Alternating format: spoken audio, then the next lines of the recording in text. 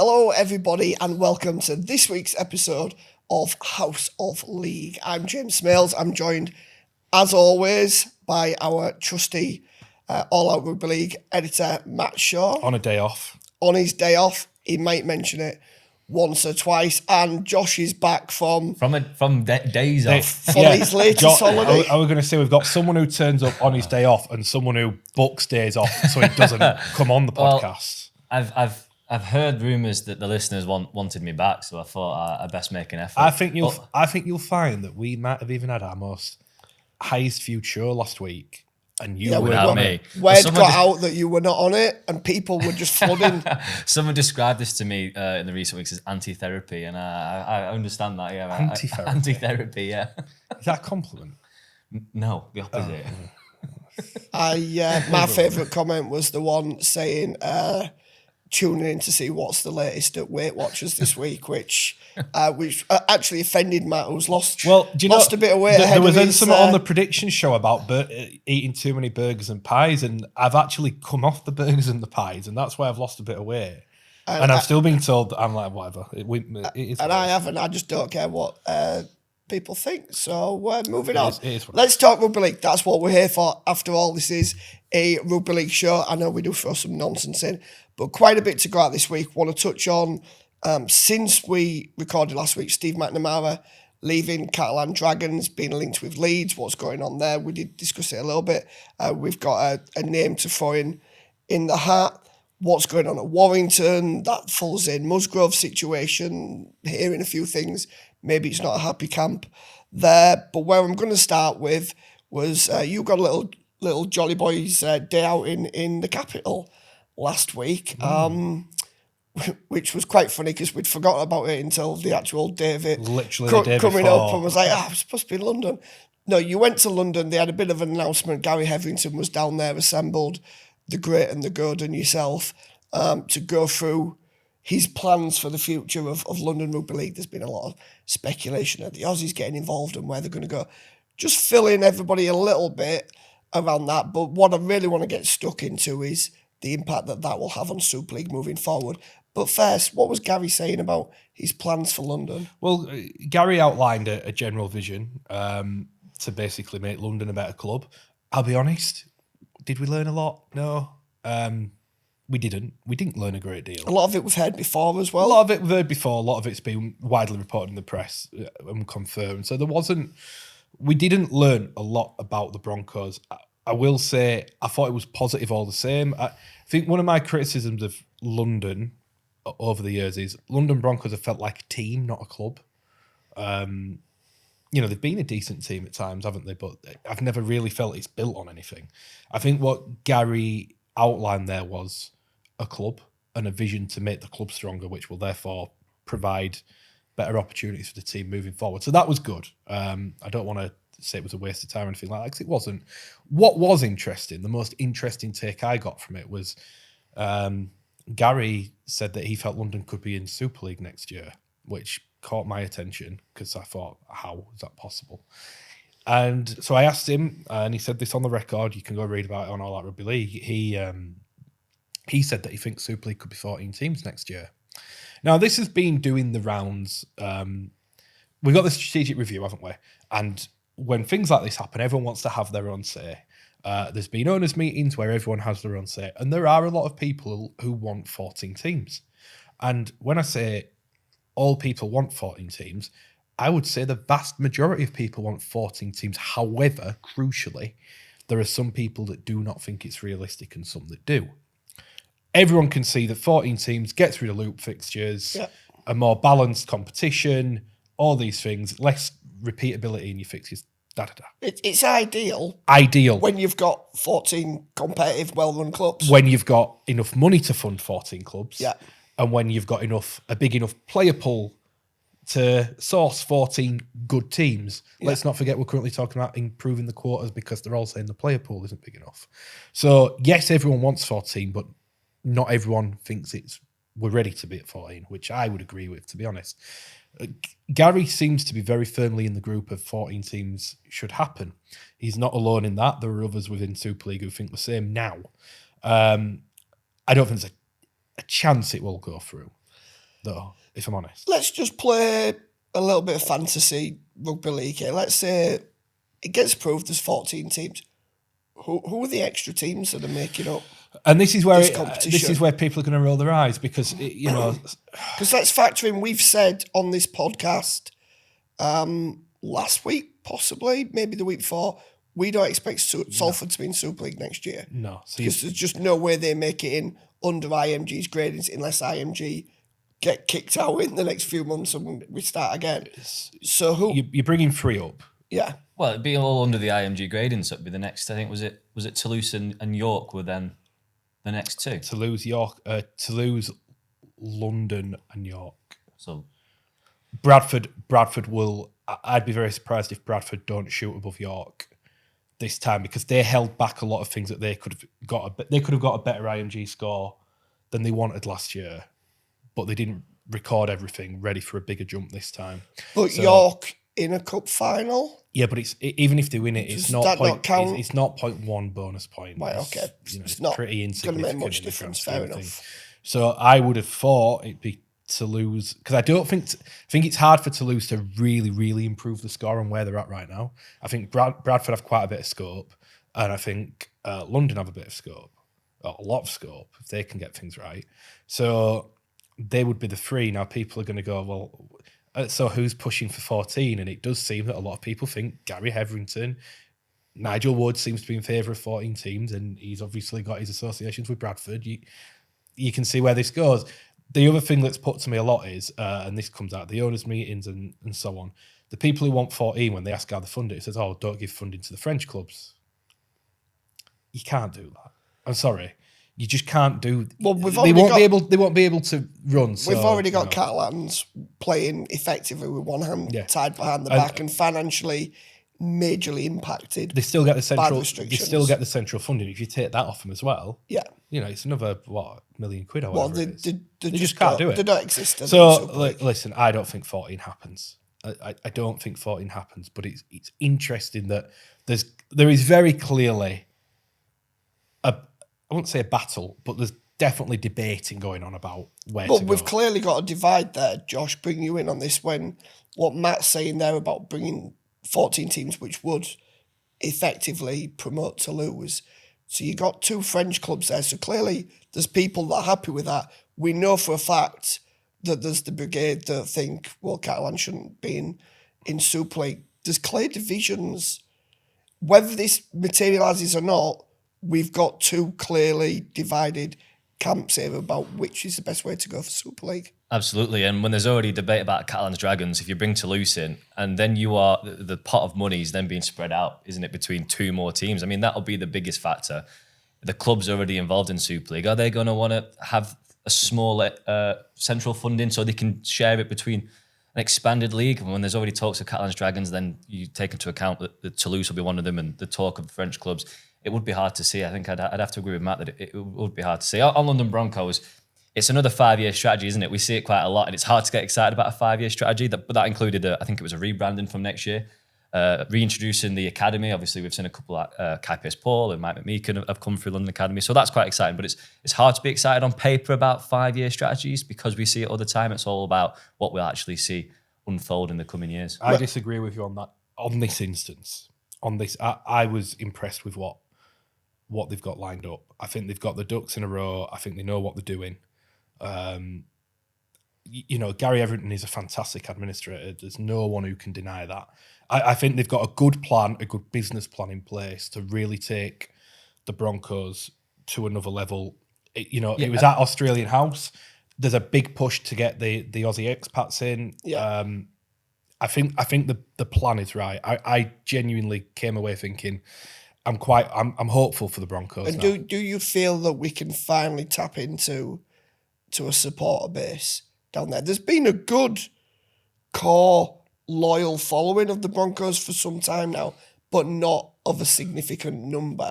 But Smalesy, the problem is, right, it's very hard to be critical of David Hughes for the amount of money he put in and the amount of sacrifice he gave. However, my criticism of London was the money was always put into team. It was never, I never knew what the club was trying to achieve other than put a good team on the field. And that's for me one of the fundamental failings of London Broncos, the club, for as long as I've been covering the game. I've been doing it 10 years now, and I can almost guarantee that you'll say it's been far longer than that. So for me, they've addressed the big problems. They've actually got a plan, and that plan includes crowds, everything like that. And I'm genuinely hopeful.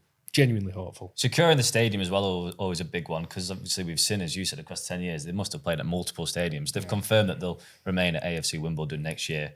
Hopefully that can be their long-term home, and then that's when you start create a fan base around there and people knowing where they play. The interesting thing, Smales, in all this, we'll just bring it back to league structures. From London onwards, so that event was on the Wednesday, I've had a lot of calls saying that an amalgamation of the Championship and League One is back on the cards next year as part of this review. Now, a lot of people saying it at once, which I found very interesting, because it's not been... If you remember last year, there was sort of a proposal, wasn't there, to bring the two divisions together and have an East and West conference. Several times. We actually did have it happen at one point. So the talk is now that will come back into play, and the Championship will be one division next year. Again, logistically, how do you work that out? Because with the withdrawal of Cornwall, we've got 27 teams in those divisions. Have we got that right? Or is it 25? I'm getting my numbers wrong. But we've got an odd number of teams. Yeah. Is it 14 and 11? Should have done the homework before it came out. Yeah, I think 14 it is and 11. 14 or 13. Anyway, it's an odd number of teams. So an amalgamation of the two competitions, how does that look?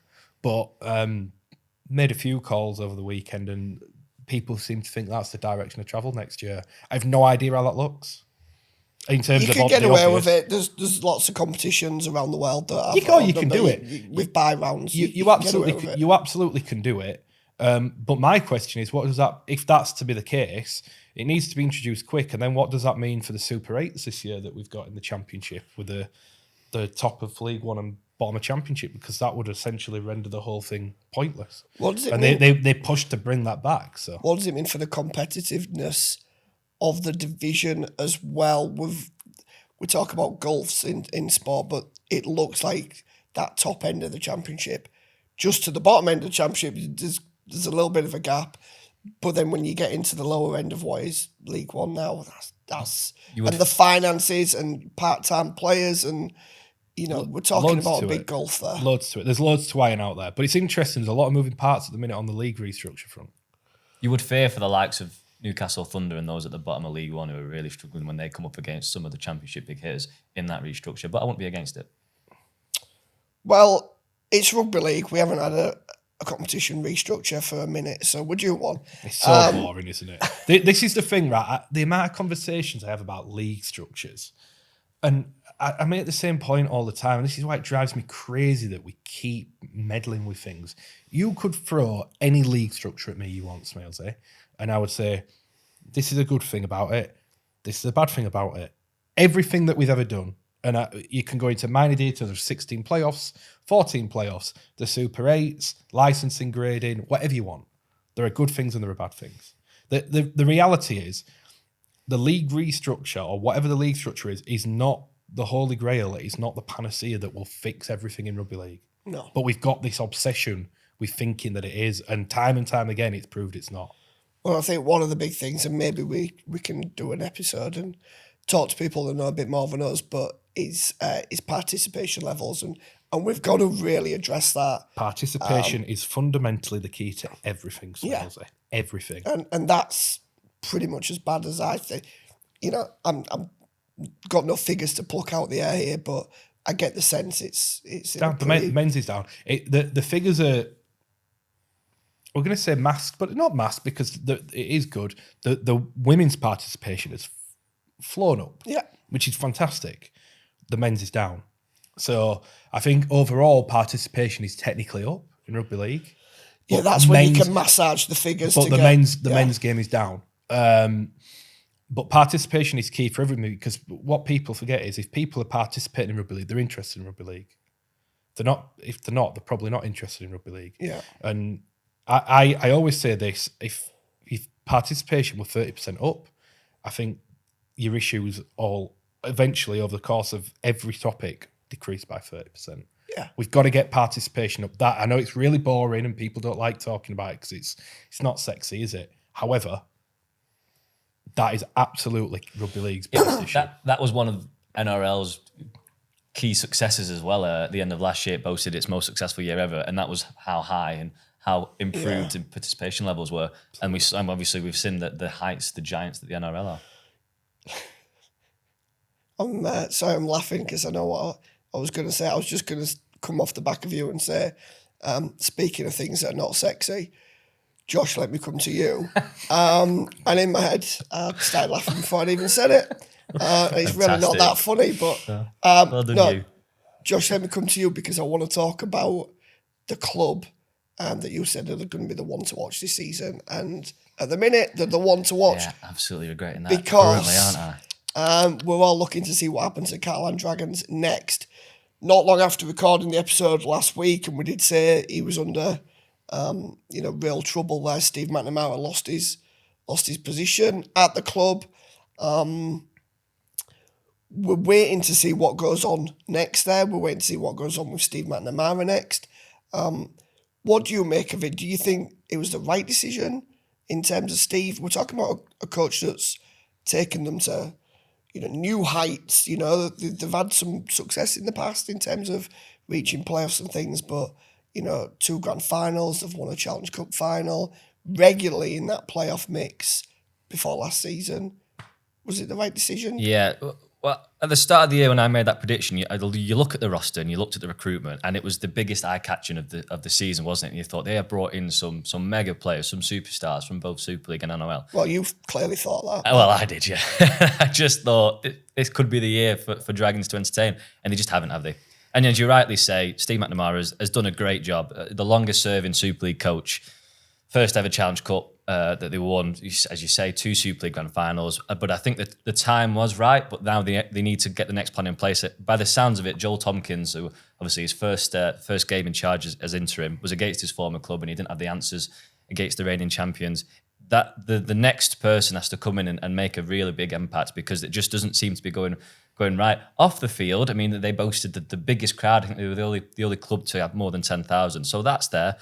They just haven't got things right on the field, and they've got key players missing, and Sam Tompkins is in and out, currently out with a knee infection. But I do think it was the right time, I think. But I don't think he'll be out of the game for long, Steve McNamara. I mean, we'll talk about him in a minute. Obviously, linked with Leeds. Yeah. For Catalans, there's talk of Trent Robinson, but there's 2. There's Shaun Wane as well that's talk of. But if you was any Super League club at the minute, and with the situation going on at Salford, Paul Rowley has to be surely on everyone's lips. And that's not just at Catalans. I mean, if Leeds are going to look for a new coach, if Warrington need to look for a new coach, Paul Rowley should be on everyone's priority list. You've thrown a few things up there, and I'm going to come at you with them, Matt, but I'm going to take them in order first. First off, in terms of who's next for Catalan, I think you broke the story in terms of, with Trent being the first kind of go-to guy for them. But then also, I think you're hearing clearly, while some people are saying, is Shaun Wane really interested? I think while we haven't heard from him directly, from what we're hearing, getting the sense that, he really would be interested. What's the latest that you're hearing in terms of the Catalan situation? Trent Robinson was always going to be the first guy, deeply respected there. As always said, he'll come back when, who knows. So he was the first person they reached out. So I would suspect it'll be too early for him. Yeah. But he's got a French partner, half French children, speaks fluently in the language. Has always said he'd come back, so that will happen eventually, but maybe not now. So then it's on to who's next. Well, I think Shaun Wane's in a very, very strong spot to get it. I think he's interested, from what I'm hearing. Catalans seem to think he's interested. Likes the idea of living in France and getting back into club coaching, which is no secret, is it? He's made it clear that he wants to get back in. And look, I think he suits Catalan. I think he suits what probably has made them strong over the years they've been good. I think it's a great fit. Absolutely, think it's a great fit. There will be some people that may say, why now? He's got an Ashes series coming up. He's got a World Cup coming up the following year. Is now the time for him to go back in? But my argument to that would be, there's only a finite number of jobs out there. When a job like the Catalan one, with the resources that they've got and the finances they've got, the opportunity to live abroad and have that culture, it's not going to come around very often. No. You've got to, if that interests you, you've got to take that when it comes. I think exactly. That if that's the job you want, if that's the job that really attracts you, because it is very unique, so it might be the job you want. Yeah. You have to take it when it comes. And there's no reason he can't do both. No. Because at the minute he's doing another job anyway, but the argument he's doing the other job at Wigan. The international role is obviously a huge one, the pinnacle, but it's only at the end of the season. I mean, this year we're not even having a mid-season test. Yeah. He's doing, I'm sure I read somewhere that there's not even, that most of the things throughout the season are just on Zooms, the meetups, not even actually getting on the field. So he's not doing any coaching. He admitted last year that he feels like he's underselling himself because he's essentially coaching for 3 games. Yes, the World Cup will be longer next year. The Ashes, of course, historic, huge. But you can absolutely mix both. You could absolutely balance both of them. And I'll tell you how you can mix both, because whenever a World Cup comes round, nearly, not all, but nearly all the Super League coaches all end up with gigs at other clubs anyway. They're always assistants at Samoa or Tonga. Lee Radford's done it before, and Lass done it when he was head coach. Lee Radford didn't end up back at Castleford till like January, did he? he had to go back to Samoa. Yeah, he had to go back to Samoa and do this. Yeah. Lee Radford, who lost a big cup final at the weekend with Northampton Saints. So I don't see any reason why you can't do both. No. I think the other name that I got told, and one that Trent Robinson would advocate, is Ryan Carr. Speaking of assistants, working in the French setup at the minute. Yeah, so in 2022, he was named assistant coach of the French national team, very closely coinciding with Trent Robinson becoming director of rugby of the French national team, if you remember at the time. Trent Robinson has gone on record saying he really respects Ryan Carr. For those who don't know Ryan Carr, they may remember he had a very short stint at Featherstone, came over as head coach, did a wonderful job, took them to the £1 million game as it was then, narrowly lost out to Toronto in the final, gone back to the NRL. He was I think he's still assistant at St. George. He was interim coach there for a while, earned a lot of admirers in that period. Young coach, club coach, which I think is important to Catalan. You've got to be able to look at everything, which is why Shaun Wane's a good fit again. Yeah. So if I was a betting man, they'd be the 2 names that I'd be the most confident putting money on right now. And you think, given the loyalty and respect that he's got for the club, Trent Robinson wouldn't suggest him if he didn't think this guy could be a real success. And his opinion does hold weight. Listen, he had a very good relationship with Steve McNamara, and ultimately Steve McNamara made the calls, but the number of players that moved from Sydney Roosters to Catalan Dragons over the years is phenomenal. It's always like a yearly basis, isn't it? So there's clearly that connection still there. Let's talk Steve McNamara and the Leeds job and Brad Arthur and where we're at. And Jimmy Jones Buchanan came out, was he on BBC Radio? I think it may have been. Sky. Was it Sky? Apologies to Sky. Came out and spoke to Sky about where they're at and said, listen, we know Brad wants to go back. Basically said what we already knew, which is he wants to go back at some point, but at the minute he's our head coach. Where we at with that? Which one of you two wants to pick up with where we're at with Leeds and the chances of Steve McNamara turning up at Headingley anytime soon? Yeah, it's sounding likely, isn't it? As you say, Brad Arthur's made no secret of his desire to go back home to Australia with his family reasons, the Perth job. Although there's news emerging that Mal Meninga is now the front runner for Perth, but there's plenty of other jobs. Mal Meninga will be a coach. They've started ringing around. And I think, to be honest, Sam Burgess and Brad Arthur have had the call seeing if they would work under Mal Meninga. So it's going to be Mal Meninga. Yeah. There's other jobs. No, that's all right. There's other jobs for Brad Arthur if he wants a top coaching job in the NRL, isn't there? If he does want to go back next year. So yeah, it's looking like Steve McNamara. But I just want to go back to the Shaun Wane point. Now he was asked last year about going back to club coaching, and he talked about Leeds Rhinos, saying that he loved his time there, and he named them as a club that he would love to coach. So if Steve McNamara, if that doesn't work out, which it looks like it's going to, then Shaun Wane should be the next one in line. I think he's quite close to his family, so he's not too far from everyone. Wigan, obviously, he had his health scare. I think he had surgery on his knee last year.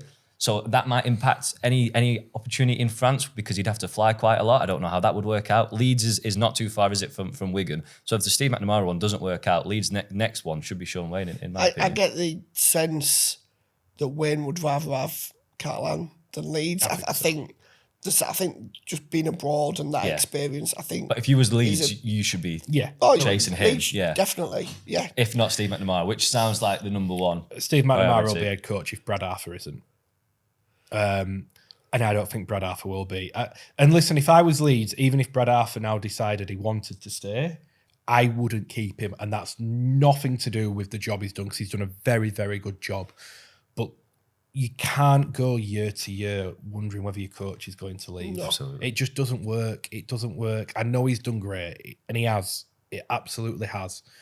But you've got to have some solidity, some security of knowing your coach is going to be there for a period of time. You can't just roll on year to year. So if I'm Leeds now, and because it seems to me whenever a job comes up in the NRL, Brad Arthur's going to be in for it. Yeah. So it just don't work. For me, it doesn't work for Leeds. And in terms of Burgess, do you think Sam Burgess would go in as that number 2 under Mal Meninga? And I don't see why anybody wouldn't if they really want the gig, because surely Mal Meninga is only going to be a short term. Is the media appointment? This is no disrespect. I think we established last week. I've got a lot of love for Mal Meninga, but is the media appointment? He's the one that captures the attention. He's the one that helps bring players in. But he's probably only there a year or two, and then you look to bring through the assistant to take over. Well, with the greatest respect to Mal Meninga, he's not coached in the NRL for over 20 years, I think. Canberra, 2002. No, and let's be honest, being Origin coach doesn't count. An Australia coach, he's more of a man manager, isn't he? And I think everyone knows he's a man manager. He's a motivational. 100%. I'm not sure he's actually a great tactician of the game. Going back to Sam, I'm not sure he's interested in being a number 2. But I think, and we'll get on to Warrington now, who knows what's going on there, because it seems like a chaotic place to be at the minute. It is a chaotic place. The Zane Musgrove thing last week, we picked up that there'd been an issue at the club. Yeah. Something had gone on between a number of players, whether that's 2 players or more, but there was an incident at the club. We got told it was involving Zane Musgrove. The next thing we know, Zane Musgrove's leaving the club. Less than 24 hours later, Zane Musgrove's been announced and paraded as an Oldham player, talking about what a great opportunity this is for him and playing under Sean Long and all these sort of things. What's going on at Warrington? Strange year, isn't it? Because you look at it, the 10th in? No, 9th. 9th, sorry. No, yeah, 9th. In a Challenge Cup final, though, it's just been such an up and down season, but there's just something not right there. The performances are scattered. They can go from being great to awful, and I don't think that's any exaggeration. There's talk of stuff off the field not being quite right, and then this happens, and you think, and it sort of adds fuel to the fire.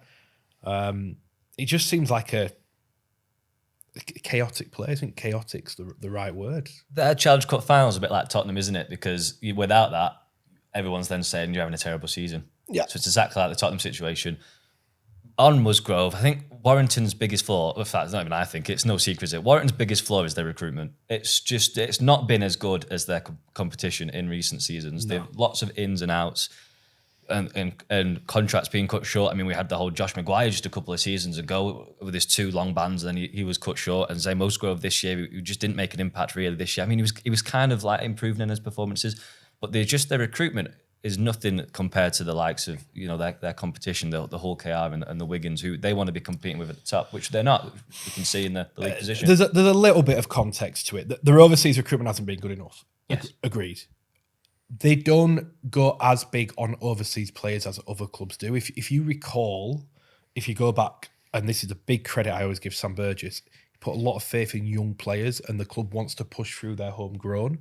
So they've put a lot of emphasis on that, which has meant not spending as big on overseas. And they haven't. Rod Tye is not a huge earner.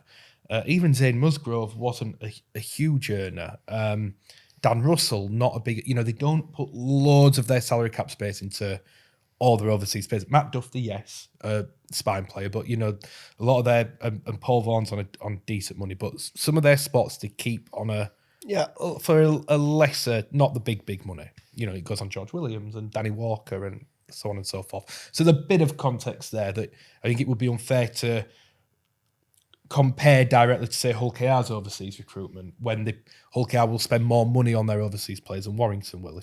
Yeah, do you know what I'm getting at? Some clubs go big on star name players and they bring them in from abroad. Warrington's star name players are British players. Yeah. That at the same time, the recruitment hasn't been good enough. You know, Musgrove has been okay. He was okay, wasn't he, at best? It's best description for him. Okay, I think. Rod Ty's been all right.